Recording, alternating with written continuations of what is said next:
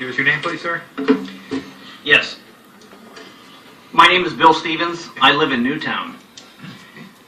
My 5th grade daughter was in lockdown on December 14, 2012. Unfortunately, her classmate's little sister was murdered in Sandy Hook that day when lockdown and 911 weren't enough to protect her from an evil person. Not protect her from an assault rifle or some type of inanimate object, but from an evil person. Quite different from the elaborate security you all enjoy here at the Capitol. It was fun getting frisks on the way in. I'm not here to cite crime statistics, lives saved with a gun, or the economic impact of the proposed asinine legislation, some of these gun control bills you have proposed. I will, however, read from the Connecticut State Constitution. Section 15 reads very clearly, we all know what the Second Amendment says, but Section 15 in the state constitution says very clearly, every citizen has a right to bear arms in defense of himself and the state. There's no registration, there's no permitting, there's no background checks. It's quite clear. I'm frankly shocked by some of the testimony today. In case some here failed American history, there is something called the Constitution and the Bill of Rights, and a process by which to amend it. The same goes for the state constitution. These rights are inalienable and endowed by our Creator, not you politicians, to all citizens regardless of gender, race, or creed.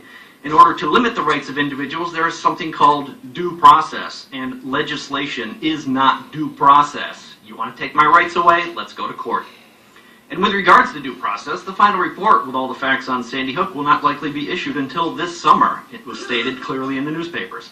How can any legislation be passed in good faith or good conscience without all the facts?